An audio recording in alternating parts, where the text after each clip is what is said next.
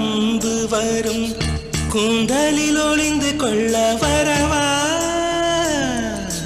என் கூந்தல் தேவன் தூங்கும் பள்ளி அறையா